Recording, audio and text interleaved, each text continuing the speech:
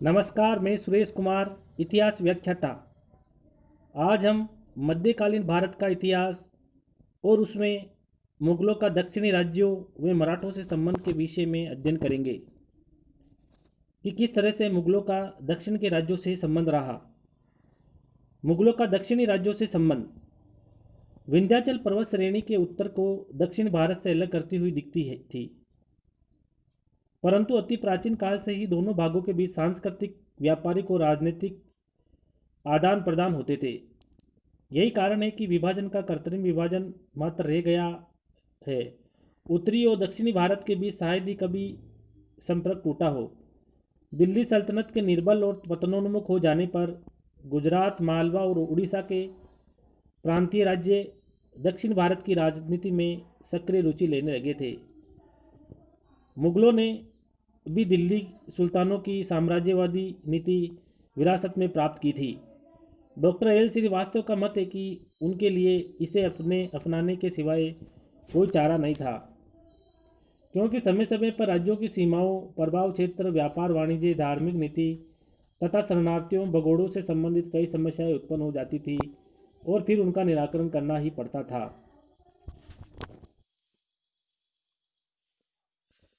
Sorry. Akbar के पूर्व की स्थिति 15वीं शताब्दी के अंत तक दक्षिण की बेमनी सल्तनत का विघटन प्रारंभ हो गया था। 1527 ईस्वी में उसके अंतिम शासक कलीमुल्ला की मृत्यु होते ही उसका अस्तित्व समाप्त हो गया। उसके ध्वंसावशेषों पर अहमदनगर, बीजापुर, गोलकुंडा, बरार और बीदर के 5 स्वतंत्र राज्यों का निर्माण हुआ। इन 5 राज्यों के उत्तर में खानदेश था, जो मलिक अहमद के नेतृत्व में 1388 ईस्वी में ही एक स्वतंत्र राज्य बन गया था। इन मुस्लिम राज्यों के पड़ोस में विजयनगर का शक्तिशाली हिंदू राज्य था। दक्षिण भारत के सभी मुस्लिम राज्य परस्पर संघर्ष और युद्धों में संलग्न रहते थे और अपने पड़ोसी विजयनगर के हिंदू राज्य से भी सदैव संघर्ष करते रहते थे। 15वीं शताब्दी के अंत तक भारत के पश्चिमी तट पर स्थित गोवा, दमन और दीव पर पुर्तगाली जम चुके थे। अरब सागर पर उनका प्रभाव स्थापित हो जाने से इस प्रदेश की राजनीति में एक नवीन समस्या उत्पन्न हो गई थी। 1526 ईस्वी में बाबर ने उत्तर भारत में मुगल राजवंश की स्थापना की। बेमनी साम्राज्य के अंतिम शासक ने अपने राज्य को नष्ट होने से बचाने के लिए बाबर से सहायता की याचना की, लेकिन आवश्यक शक्ति और समय अभाव के कारण बाबर दक्षिण भारत की राजनीति में हस्तक्षेप नहीं कर सका। बाबर के उत्तराधिकारी हुमायूं को भी दक्षिण की राजनीति में हस्तक्षेप करने का समय नहीं मिला।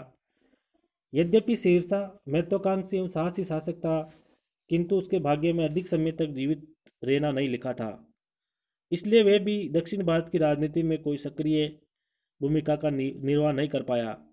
यह काम किया अकबर तथा उसके उत्तराधिकारी मुगल सम्राटों ने। अकबर और दक्षिण के राज्य। अकबर घोर साम्राज्यवादी था, अतः उसने अपने राज्यारोहण के साथ ही दक्षिण के राज्यों के अधीन दक्षिण के राज्यों को अपने अधीन करने का संकल्प कर लिया था, परंतु आवश्यक शक्ति व समय के अभाव के कारण उसे कुछ समय प्रतीक्षा करनी पड़ी। 1560 ईस्वी में विजयनगर और बीजापुर राज्यों ने मिलकर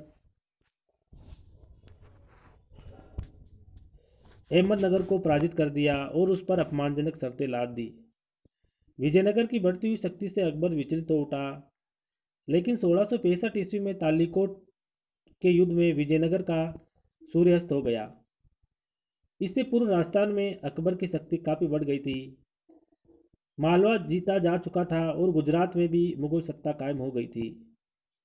इन परिस्थितियों में अकबर को अपनी दक्षिण नीति को कार्यान्वित करने का अवसर मिल गया। खानदेश की विजय। खानदेश के साथ मुगलों का संपर्क 1561-62 ईस्वी में हुआ, जबकि मालवा का पदचू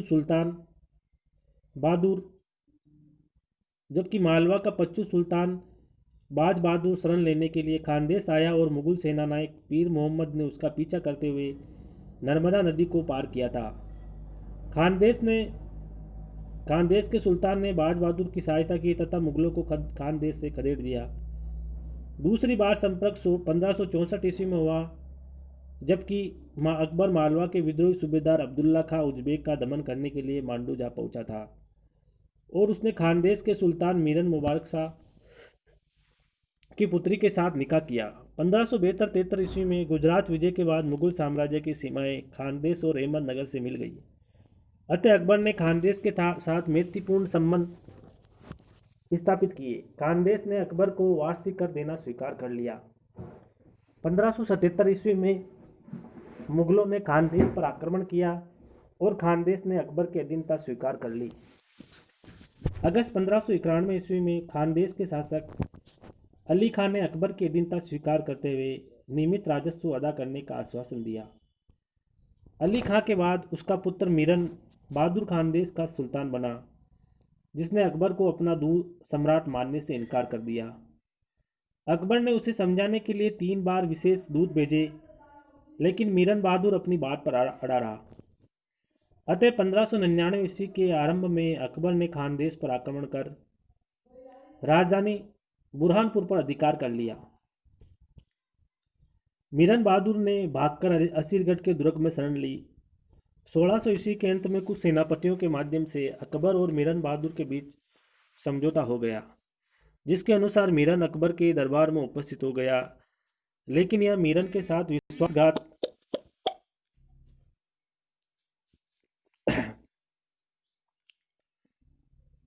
किया गया और उसे असीरगढ़ का दुर्ग मुगलों को सौंपने के लिए विवश किया गया। 17 जनवरी 1601 ईस्वी को असीरगढ़ पर अकबर ने अधिकार कर लिया। खानदेश को मुगल साम्राज्य में मिला लिया गया।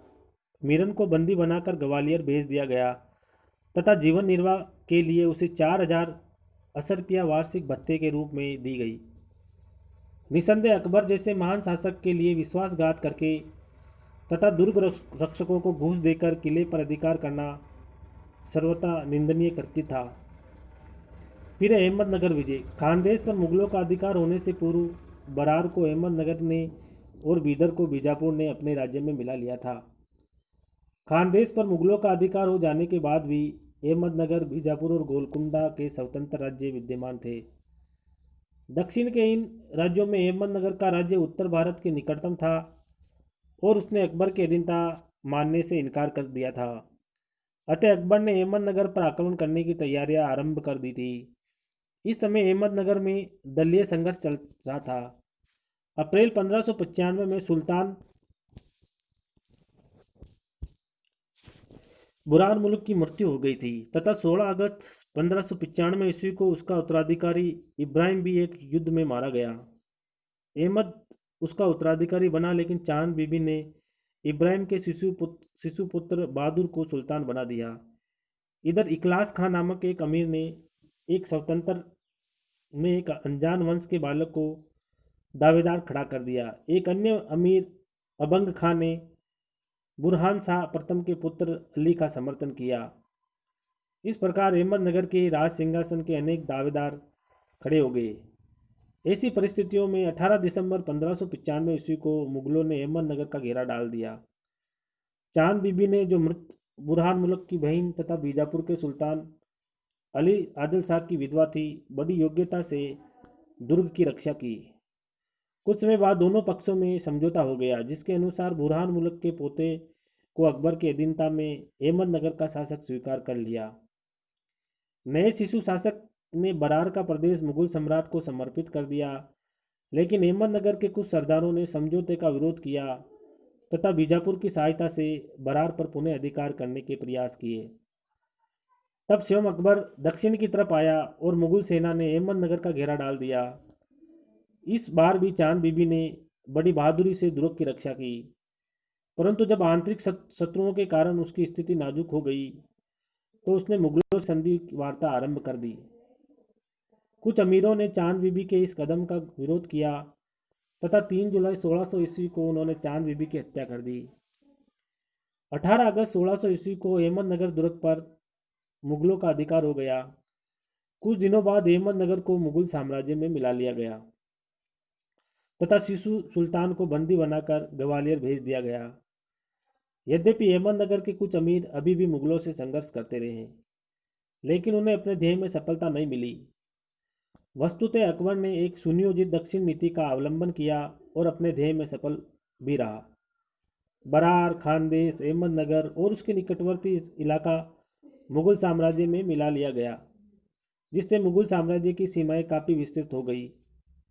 डॉक्टर रामप्रसाद त्रिपाठी के अनुसार अकबर की दक्षिण नीति में हमें व्यक्तिगत महत्वाकांक्षा या विजय लालसा का प्रदर्शन नहीं, बल्कि उसमें हमें एक महान सम्राट के प्रबुद्ध विकास की झलक मिलती है। ये ठीक है कि अकबर को काफ़ी सफलता मिली और अहमदनगर और असीरगढ़ की विजय से दक्षिण का मार्ग खुल गया। फिर भी अकबर की दक्षिण विजय संपूर्ण नहीं थी। बीजापुर और गोलकुंडा अभी भी मुगलों के प्रभाव से मुक्त थे और अकबर की मृत्यु के बाद अहमदनगर भी पुनः शक्ति संपन्न बन गया और अकबर के उत्तराधिकारियों को अनेक समस्याओं का सामना करना पड़ा। जहांगीर और दक्षिण के राज्य। अकबर संपूर्ण दक्षिण भारत को जीतना चाहता था, लेकिन उसकी दक्षिण विजय अधूरी रह गई। जहांगीर ने अकबर की नीति का अनुसरण किया। उसे अहमदनगर का शेष भाग जीतना था तथा बीजापुर और गोलकुंडा के स्वतंत्र राज्यों को भी मुगलों के अधीन करना था। लेकिन अहमदनगर के एक मंत्री मलिक अंबर ने उसकी योजना को विफल कर अहमदनगर को पुनः एक स्वतंत्र व शक्तिशाली राज्य बना दिया। मलिक अंबर सैन्य संचालन और प्रशासनिक योग्यता का धनी था, इसलिए वे एक सामान्य दास से उन्नति करते करते अहमदनगर का भाग्य विधाता बन गया था। अकबर के समय अहमदनगर के पतन तथा खुसरो की हार के बीच जो समय मिला उसका मलिक अंबर ने लाभ उठाया। उसने छापामार युद्ध नीति का सहारा लिया, हल्के अस्त्र लिए तथा मराठा घुड़सवारों की संख्या बढ़ा दी। उधर दक्षिण में मुगल अधिकारियों की आपसी फूट के कारण मुगल सैन्य शक्ति निर्बल हो गई थी, अतः खोए हुए इलाके को जीतने में उसे काफ़ी सफलता मिली। मलिक अंबर की गतिविधियों से परेशान होकर 1608 ईस्वी में जहांगीर ने अब्दुल रहीम खान काना को दक्षिण विजय के लिए भेजा, लेकिन उसे सफलता नहीं मिली। तब 1610 ईस्वी के प्रारंभ में शाहजादा परवेज को भेजा गया, लेकिन खान खाना और परवेज के बीच वैमनस्य के कारण शाही सेना को सफलता नहीं मिली। इसके बाद खानेजहाँ लोदी और अब्दुल्ला को भेजा गया, लेकिन वे भी मलिक अंबर की रणनीति के समकक्ष नहीं टिक सके। अंत में 1616 ईस्वी के प्रारंभ में खुर्रम को भेजा गया। मार्च 1617 ईस्वी में खुर्रम यानी कि शाहजहाँ बुरहानपुर पहुंच गया और उसने मलिक अंबर से पत्र व्यवहार किया। मलिक अंबर ने खुर्रम की शक्ति और योग्यता से आतंकित होकर संधि कर ली। इस संधि के अनुसार बालाघाट भूक्षेत्र, अहमदनगर का किला तथा कुछ अन्य किले मुगलों को सौंप दिए गए। अहमदनगर पर मुगलों का नियंत्रण स्वीकार कर लिया गया। मुगलों के वे इलाके जो मलिक अंबर ने जीत लिए थे वापस मुगलों को लौटा दिए गए। अहमदनगर ने मुगल सम्राट को कर चुकाना भी स्वीकार कर लिया। इस संधि के बाद खुर्रम लौट गया। जहांगीर ने प्रसन्न होकर उसके 20,000 सवार और 30,000 जात का मनसब, गुजरात की सूबेदारी और शाहजहाँ की उपाधि दी, लेकिन यह सब दिखावा था क्योंकि संधि से मुगलों को कोई विशेष लाभ नहीं हुआ। दक्षिण में मुगल सीमा 1605 ईस्वी की सीमा से कुछ भी आगे नहीं बढ़ पाई, परंतु मलिक अंबर के साथ हुई संधि अस्थायी सिद्ध हुई। मलिक अकबर ने संधि की अवहेलना कर 1620 मलिक अंबर ने संधि की अवहेलना कर 1620 ईस्वी में बीजापुर और गोलकुंडा के सैनिक दस्तों को लेकर खान खाना पर, जो इस समय दक्षिण सूबेदार था, धावा बोल दिया तथा अहमदनगर के दुर्ग को घेर लिया। शाही सेना ने भागकर बुरहानपुर में शरण ली। दक्षिणी सैनिकों ने मांडू पर तक धावे मारे और काफ़ी लूटमार की। खान काना ने पुनः खुर्रम को भेजने की प्रार्थना की, लेकिन खुर्रम इस में व्यस्त था। फलस्वरूप मलिक अंबर को निरंतर सफलताएं मिलती गई और अनेक स्थानों पर मुगलों को खदेड़ दिया गया। विवश होकर जहांगीर ने एक बार फिर खुर्रम को भेजा। खुर्रम का यह सैनिक अभियान काफ़ी सफल रहा। उसने चारों ओर तबाही मचा दी। भयभीत होकर मलिक अंबर ने संधि कर ली। मलिक अंबर ने मुगलों के जीते हुए इलाके लौटा दिए और अहमदनगर से अपनी सेनाएं हटा ली। उसने मुगलों की अधीनता स्वीकार कर ली तथा 14 लाख रुपए वार्षिक आय का क्षेत्र मुगलों को समर्पित कर दिया। अहमदनगर के साथ साथ बीजापुर और गोलकुंडा ने भी मुगलों से संधि कर ली। वस्तुतः खुर्रम ने बड़ी हल्की शर्तों पर संधि की थी, क्योंकि वह दक्षिण की समस्याओं को यथाशीघ्र निपटाकर उत्तर की तरफ जाना चाहता था, क्योंकि नूरजहाँ से उसका टकराव शुरू हो गया था।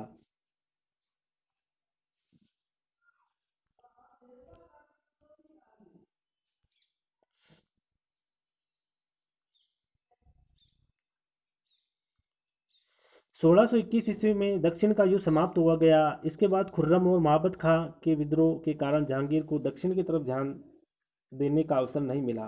फलस्वरूप दक्षिण के राज्यों को अपनी स्थिति सुदृढ़ करने का अवसर मिल गया। जहांगीर के शासनकाल में किए गए दक्षिण अभियान की केवल यही उपलब्धि रही है कि दक्षिणी प्रदेश के उत्तरी भाग में मुगल जम गए थे तथा दक्षिण के राज्यों पर मुगलों का दबाव बढ़ गया था। एक प्रत्यक्ष रूप से इसने मराठा के उत्थान में सहयोग दिया।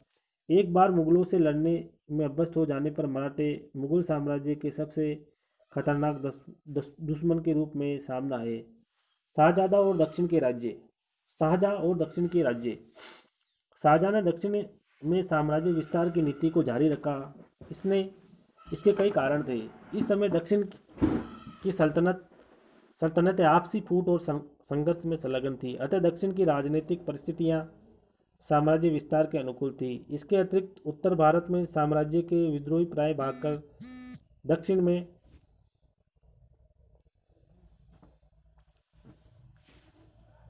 शरण लिया करते थे। शाहजहाँ कट्टर सुन्नी था और दक्षिण के शासक शिया मतावलंबी थे, अतः शिया राज्यों का उन्मूलन करना वे अपना धार्मिक कर्तव्य मानता था। शाहजहाँ अपने माँ बाप दादा के दक्षिण विजय का सपन भी पूरा करना चाहता था। अहमदनगर। 1626 ईस्वी में प्रधानमंत्री मलिक अंबर की मृत्यु हो गई। इधर जहांगीर के अंतिम दिनों में फैली अवस्था का लाभ उठाते हुए सुल्तान निजाम शाह मुर्तजा द्वितीय ने मुगलों से अपने खोए हुए प्रदेश छीन लिए। दक्षिण का सूबेदार खानेजा लोदी ने भी विद्रोह कर दिया, अतः शाहजहाँ ने आजम खां को दक्षिण की तरफ भेजा। यद्यपि अहमदनगर और बीजापुर के पारंपरिक वैमनस्य के कारण वे मुगलों के विरुद्ध संगठित नहीं हो सके थे, लेकिन अकाल के कारण खाद्य सामग्री के अभाव में आजम खां कोई प्रगति नहीं कर सका, अतः स्वयं शाहजहाँ दक्षिण की तरफ रवाना हुआ। लेकिन इसी समय मुमताज महल की मृत्यु के कारण उसे वापस लौटना पड़ा। मलिक अंबर के पुत्र फतेह खान ने अपने सुल्तान से विद्रोही रुख अपनाते हुए मुगल बादशाह से साठ-बांठ कर ली और सुल्तान को बंदी बना लिया। मुगल सेनानायक आजम खान ने उससे कहा कि मुगल बादशाह के प्रति निष्ठा सिद्ध करने के लिए वे सुल्तान का वध कर दे। फतेह खान ने मुगल सुल्तान का वध करके उसके 10 वर्षीय पुत्र हुसैन को गद्दी पर बिठा दिया और मुगल सम्राट बहुमूल्य भेंटें भेजी। वे अहमदनगर के सम्राट के नाम का खुतबा पढ़ा गया। इस प्रकार अहमदनगर मुगलों की अधीनता में आ गया। फतेह खान ने अपने पुत्र अब्दुल रसूल को शाही दरबार में भेजा, जहाँ शाहजहाँ ने उसे वे प्रदेश जहांगीर में दिए जो शाहजी भोसले के अधिकार में थे। इस प्रकार शाहजी ने मुगलों की नौकरी छोड़कर बीजापुर की नौकरी कर ली। शाहजी ने फतेह खां से दौलताबाद छीनने की प्रतिज्ञा की, जिससे भयभीत होकर फतेह खान ने महाबत खां से सहायता मांगी। महाबत खां ने अपने पुत्र खान जामा को दक्षिण भेजा, लेकिन खान जामा के पहुंचने से पहले ही फतेह खान ने बीजापुर के सेनापति रंदौला खां से समझौता कर मुगलों से अपना संबंध विच्छेद कर लिया। मुगलों ने दौलताबाद के दुर्ग को घेरकर गोलाबारी आरंभ कर दी। मुगलों का सामना करने में अपने को असमर्थ पाकर फतेह खान ने अपने पुत्र को महाबत खां के पास भेजकर क्षमा याचना की।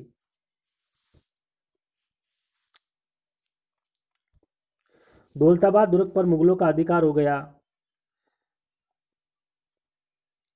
अहमदनगर के शिशु सुल्तान ने फतेह खां को शाही दरबार में भेज दिया, जहां सुल्तान को आजन्म कारावास का दंड देकर ग्वालियर भेज दिया गया और फतेह खां को 2 लाख रुपए वार्षिक पेंशन देकर लाहौर में रहने की आज्ञा दे दी। फतेह खान ने अपने पिता मलिक अंबर का नाम मिट्टी में मिला दिया।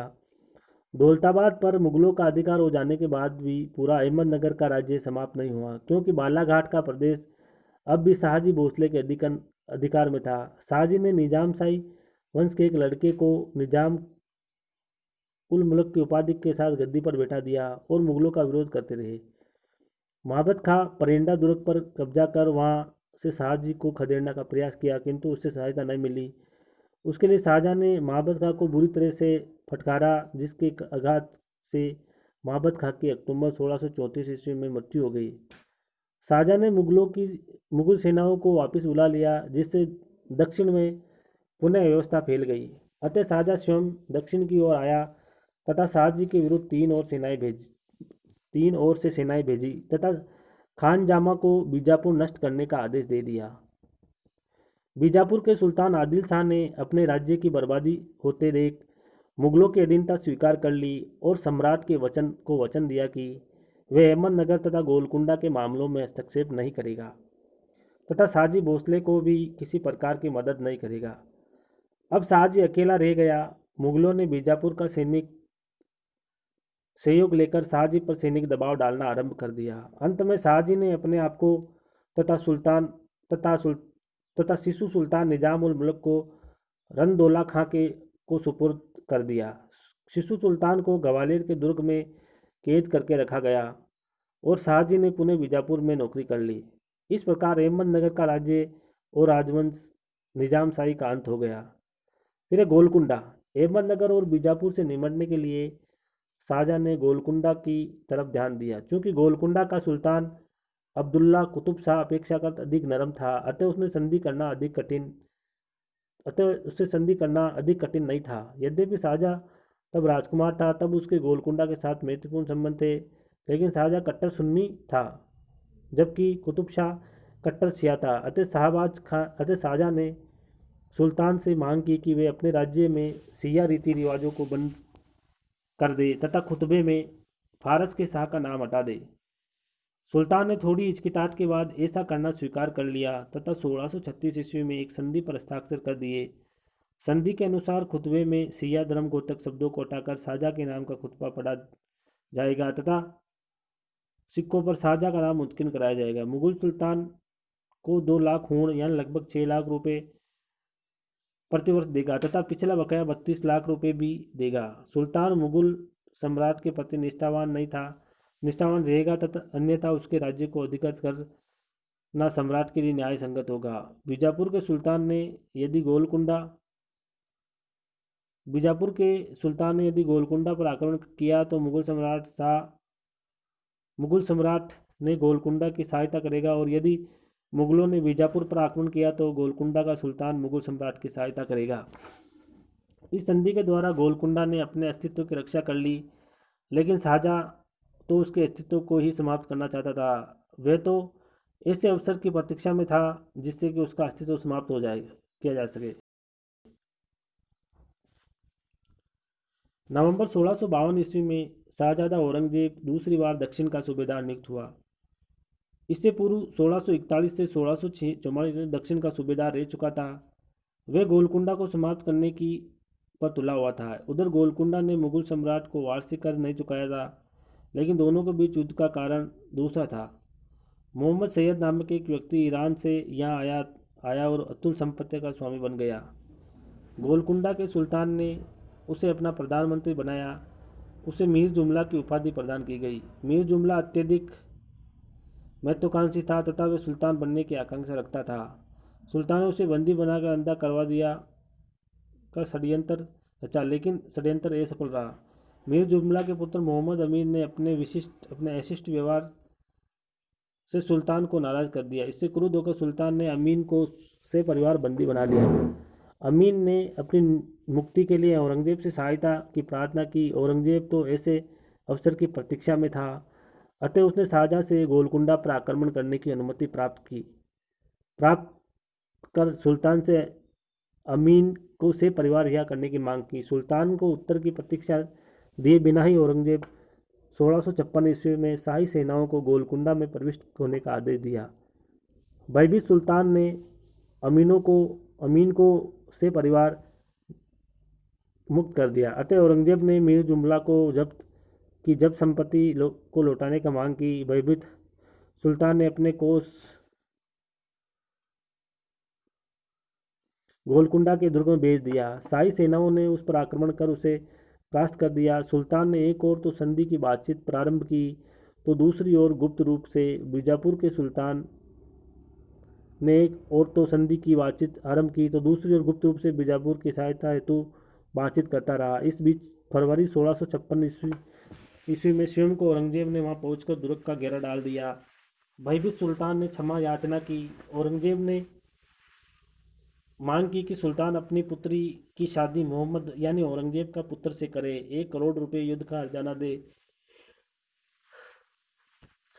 और पिछला बकाया अदा करे, तभी इससे गोलकुंडा लौटा दिया जाएगा। इसी समय दारा शिकोह, जो औरंगजेब की धार्मिक कट्टरता के कारण उससे द्वेष रखता था, ने शाहजहाँ को समझाया कि कुतुब शाह द्वारा वर्णन करने के बाद भी वंशज का समाप्त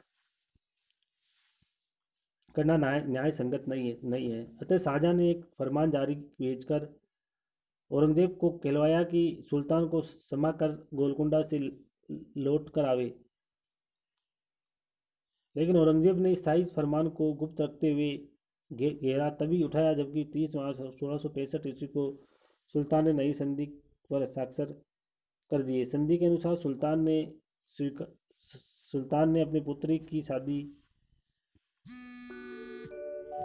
यदा यदा हि धर्मस्य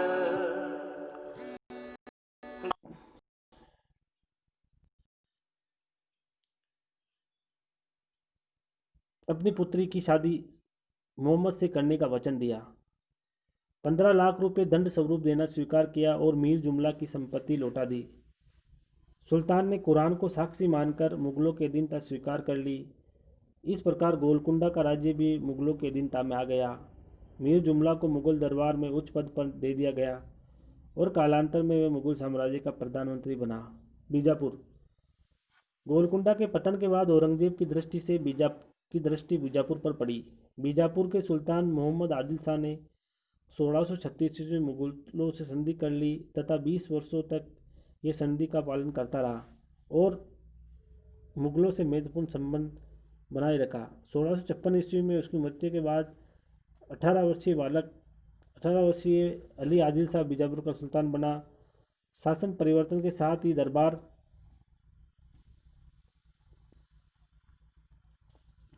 में दलबंदी शुरू हो गई और राज्य के पूर्वी इलाके में विद्रोह हो गया। परिस्थितियों का लाभ उठाते हुए औरंगजेब ने अनेक असंतुष्ट सुल्तानों को अपनी ओर मिलाकर शाहजहाँ से बीजापुर पर हुए औरंगजेब पर आक्रमण करने की अनुमति प्राप्त कर ली। तत्पश्चात मीर जुमला की सहायता से बीजापुर के दुर्ग पर आक्रमण कर दिया। यद्यपि दुर्ग रक्षक सिद्दी मर जाने के बाद अदम्य साहस से मुगलों का सामना किया पर आक्रमण किया, किंतु दुर्ग में एक विस्फोट में मारा गया। बीदर पर मुगलों का अधिकार हो गया। तत्पश्चात औरंगजेब ने गुलबर्गा में एकत्रित बीजापुरी सेना के विरुद्ध महाबत खां को भेजा, जिसने बीजापुरी सेना को परास्त किया। अब मुगल सेना कल्याणी तक बढ़ गई और कल्याणी का घेरा डाल दिया, जहां मुगलों को कई प्रतिरोध का सामना करना पड़ा। अंत में अगस्त 1767 ईस्वी में 1657 ईस्वी में बीजापुर की सेना परास्त हुई। औरंगजेब ने बीजापुर को पूरी तरह नष्ट करने पर तुला हुआ था, लेकिन इसी समय उसे शाहजहाँ का फरमान मिला कि बीजापुर से युद्ध बंद कर दिया जाए। सम्राट के आदेशानुसार बीजापुर से संधि कर ली गई। संधि के अनुसार सुल्तान ने 1.5 करोड़ रुपया वर्दी, युद्ध का हर्जाना और बीदर, कल्याणी, परिंदा, कोंकण व वेंसी के दुर्ग मुगलों को देना स्वीकार कर लिया। सम्राट ने दयावश का आधा करोड़ रुपया माफ कर दिया। यद्यपि औरंगजेब बीजापुर और गोलकुंडा को बुरी तरह से नष्ट कर देना चाहता था, लेकिन शाहजहाँ के दिनों दिन बढ़ते हुए स्वास्थ्य के कारण भावी उत्तराधिकार संघर्ष के लिए बीदर लौट आया। अब है वेरी इंपॉर्टेंट औरंगजेब और दक्षिण के राज्य। यदि औरंगजेब की योजनाओं में शाहजहाँ विघ्न न डालता तो वे बीजापुर और गोलकुंडा की समस्या का समाधान अपने पिता के शासनकाल में ही कर डालता था। अतः सम्राट बनते ही उसने अपने अधूरे कार्य को पूरा करने के लिए का निश्चय किया। दक्षिण के दोनों राज्यों बीजापुर और गोलकुंडा का तेजी से पतन हो रहा था तथा इनकी पतनोन्मुख स्थिति का लाभ उठाकर मराठा अपनी शक्ति बढ़ाने लगे। इसके अतिरिक्त इन दिनों विदेशी शक्तियों में भी काफ़ी सक्रिय थी। इसलिए औरंगजेब चाहता था कि विदेशी शक्तियों अंग्रेज, पुर्तगाल, डच और फ्रांसीसी दक्षिणी में अपने पैर जमाए। उससे पहले भी ही दक्षिण में मुगल सम्राट मुगल सत्ता कायम कर दी जाए। सौभाग्य से दक्षिण की तीनों प्रमुख शक्तियाँ बीजापुर, गोलकुंडा और मेरठ आपस में संघर्ष थे। अहमदनगर यदि तीनों को मिलकर यदि तीनों को मिलाकर अपने यदि तीनों को मिलाकर मुगलों का सामना करते तो औरंगजेब के लिए गंभीर समस्या उत्पन्न हो सकती थी। औरंगजेब ने उनकी आपसी फूट का लाभ उठाकर सभी को नष्ट कर दिया का प्रयास किया। बीजापुर राज्य का विनाश। शाहजहाँ के आदेशानुसार 1657 ईस्वी में औरंगजेब को बीजापुर से संधि करनी पड़ी। तत्पश्चात औरंगजेब उत्तराधिकार संघर्ष में भाग लेने हेतु उत्तर भारत की ओर रवाना हो गया।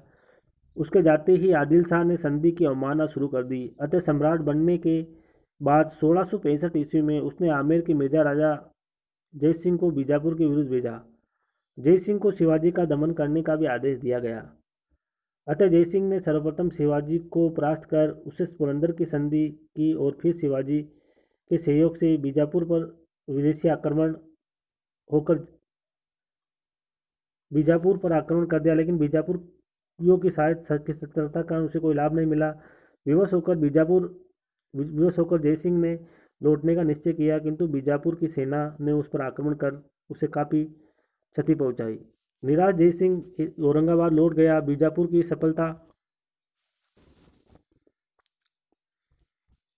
से प्रभावित होकर गोलकुंडा ने बीजापुर से मित्रता कर ली। औरंगजेब ने जय सिंह को वापस बुला लिया। इससे जय सिंह को भारी आघात लगा और लौटते समय मार्ग में ही बुरहानपुर में उसकी मृत्यु 30 हो गई। इसके बाद वर्षों तक बीजापुर पर मुगलों का आक्रमण नहीं हुआ। 24 जनवरी 1672 ईस्वी को बीजापुर के सुल्तान अली आदिल शाह की मृत्यु हो गई और उसका 4 वर्षीय पुत्र सिकंदर आदिल शाह गद्दी पर बैठा। सुल्तान की अल्प अवस्था के कारण बीजापुर सामंतों में दलबंदी शुरू हो गई और उनका आपस में युद्ध छिड़ गया। लाभ उठाते हुए 1676 ईस्वी में दक्षिण के मुगल सूबेदार बहादुर खान ने बीजापुर पर आक्रमण कर दिया, किंतु वह परास्त किया गया हुआ। कुपित हो औरंगजेब ने बहादुर खान के स्थान पर दिलेर खान को दक्षिण का सूबेदार नियुक्त किया। दिलेर खान ने बीजापुर के एक मंत्री सिद्दी मसूद से मिलकर षड्यंत्र रचा और बीजापुर को मुगलों के अधीन कर लिया तथा सुल्तान की बहन शाहबानो को राजकुमार आजम ने अंतेपुर में दिल्ली भिजवा दिया। लेकिन मसूद ने शिवाजी से गुप्त समझौता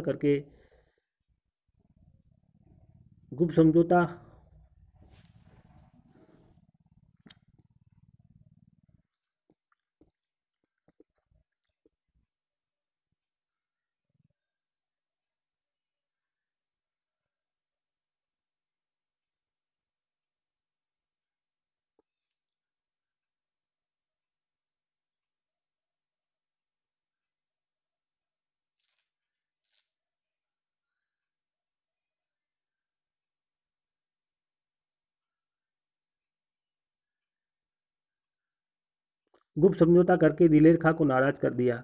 अब मसूद मुगलों से लड़ने को तैयार हो गया, लेकिन समय पर मराठों की सहायता न मिलने के कारण उसे दिलेर खां से संधि करनी पड़ी। दिलेर खां ने मसूद को मंत्री पद छोड़ने को कहा। मसूद ने इनकार करने पर दिलेर खां ने बीजापुर पर आक्रमण कर दिया।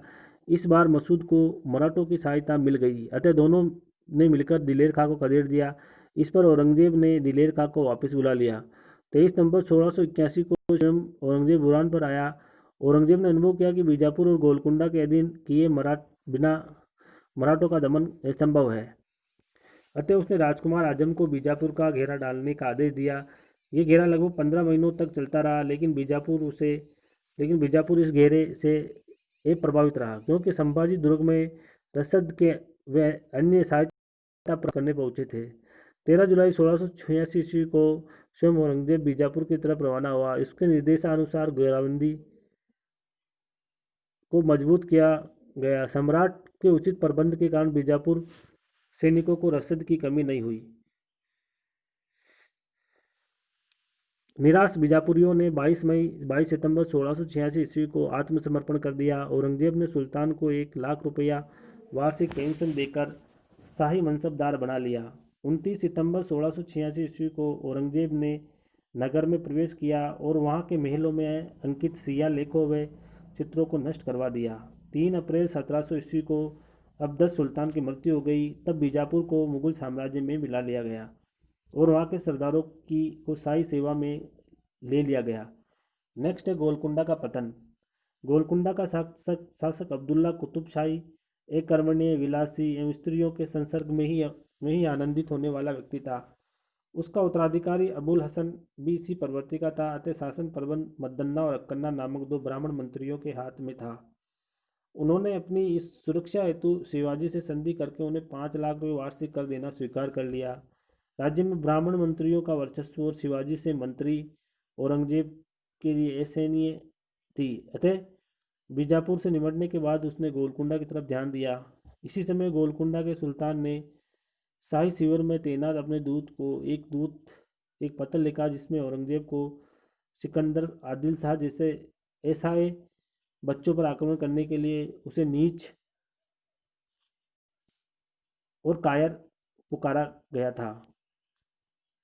इस पत्र से औरंगजेब भड़क उठा और जुलाई 1685 ईस्वी में उसने शाहजादे मुअज्जम को की कुतुब शाह के विरुद्ध भेज दिया। जब मुअज्जम को अपनी सैनिक अभियान में सफलता नहीं मिली, तब उसने गोलकुंडा के सेनापति मोहम्मद इब्राहिम को घूस देकर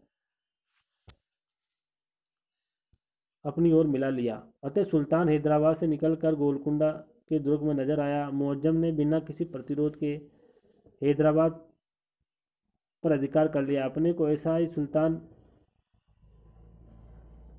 ही पाकर सुल्तान ने भी आत्मसमर्पण कर दिया और मुगलों से संधि कर ली। इस संधि के अनुसार मलखेद व सेहराम के क्षेत्र मुगलों को सौंपने तथा मदन्ना व अक्कन्नों को पदच्युत करना था। लेकिन सुल्तान मदन्ना और अक्कन्ना की हत्या करवा दी। इसके बाद गोलकुंडा का ही हिंदू प्रजा पर इसी प्रकार गोलकुंडा की हिंदू प्रजा पर आक्रमण करके उसे लूटा गया तथा इसे संतुष्ट होकर औरंगजेब ने गोलकुंडा का प्रदेश खाली करने का आदेश दे दिया। लेकिन गोलकुंडा का स्वतंत्र रहना औरंगजेब की दृष्टि से इस्लाम के विरुद्ध था। अतः बीजापुर के पतन के बाद औरंगजेब स्वयं गोलकुंडा में आ धमका और दुर्ग का घेरा डाला। सुल्तान ने शाहजादे मुअज्जम को कुछ उपहार देकर सम्राट से क्षमा याचना दिलवाने की प्रार्थना की। जब शाहजादे ने सम्राट से इसकी प्रार्थना की तो सम्राट शाहजादे को परिवार सहित बंदी बना लिया तथा दुर्ग पर गोलीबारी आरंभ कर दी। लेकिन वर्षा के कारण मुगलों को रसद मिलना बंद हो गया। इधर गोलकुंडा के सैनिक भी शाही सेना पर निरंतर दबाव बनाए हुए थे। जब औरंगजेब को युद्ध में सफलता नहीं मिली, तब उसने सुल्तान के एक अफगान सेवक अब्दुल गनी को घूस देकर दुर्ग पर अधिकार कर लिया। सम्राट ने सुल्तान पर ब्राह्मण को प्रोत्साहित देने तथा अबिसिनियाई मुसलमानों को निरुत्साहित करने का आरोप लगाकर बंदी बना लिया और कुछ दिनों बाद उसे दौलताबाद के दुर्ग में भेज दिया गया। उसे 50,000 रुपये वार्षिक पेंशन दे दी गई और सुल्तान को वहाँ मृत्यु हो गई। गोलकुंडा में सम्राट को अपार संपत्ति मिली। अपने सैनिकों व गोलकुंडा को मुगल साम्राज्य अपने सैनिकों व अधिकारियों को पुरस्कृत करने के बाद भी औरंगजेब को लगभग 7 करोड़ रुपए मिले। गोलकुंडा को मुगल साम्राज्य में मिला लिया गया, जिससे साम्राज्य की आमदनी 2,67,87 लाख रुपए की वृद्धि हुई। गोलकुंडा की विजय से औरंगजेब को 1 से 15 करोड़ 16 लाख रुपए का लाभ हुआ। इस प्रकार हमने मुगलों की दक्षिणी नीति के विषय में पढ़ा। धन्यवाद।